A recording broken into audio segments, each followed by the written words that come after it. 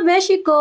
Chika ko lang ng konti sa inyo mga beshi ko. Alam niyo ba nung pag-uwi ko ng probinsya, kinagabihan ng beshi, ginawa na namin agad yung surprise namin kay mother. Meron kasi kaming group chat magkakapatid. Bali doon namin na pag-usapan na pag-uwi namin, ibigyan namin si mother ng money bouquet. Bali sinabay na rin namin sa piyesta kasi tomorrow piyesta din. Para isang handaan na lang siya mga beshi ko. At para mas lalong makatipid kami mga beshi ko, instead na magbayad kami ng money bouquet, kami na mismo yung gumawa ng money bouquet para kay mother. Alam niyo bang nag-ambagan talaga kami magkakapatid para mabigyan lang namin si mother ng ganito. At talagang planado to mga beshi kasi bago ako umuwi ng probinsya, nagpapalit na ako ng tagti 50 pesos talaga. Maaga nga kami gumising kinabukasan mga beshi ko para mamili ng mga gagamitin namin sa surprise namin para kay mother syempre. Plano rin kasi namin magluto gawa ng piyesta din naman. Mga konting menu lang naman yung gagawin namin beshi katulad ng spanset, spaghetti, Shanghai, menudo, basta yung mga simpleng luto lang mga beshi ko. Bali sinama ko nga pala yung dalawang ate ko para mamili. Hala, tingnan mo beshi yung ilong ko dito. Napakatangos.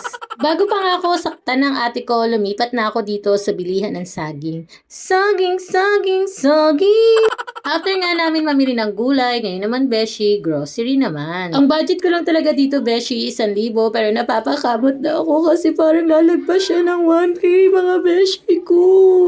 Buti na lang talaga beshi, hindi siya umabot ng 1K. Bago pa nga mabutas yung bulsa ko mga beshi ko, nagiya na akong umuwi. Bali hindi ko na napakita sa inyo mga beshi ko, bumili rin ako ng cake para kay Mudra. In fairness mga beshi ko, napakamahal ng mga bilihin dito.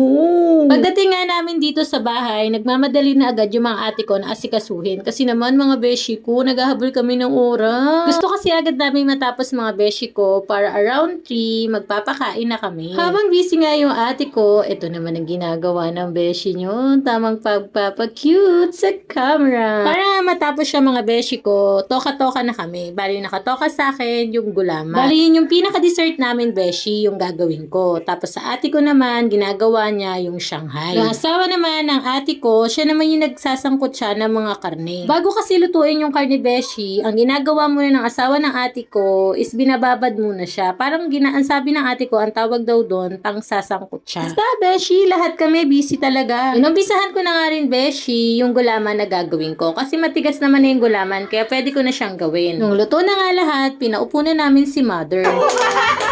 Happy birthday to you!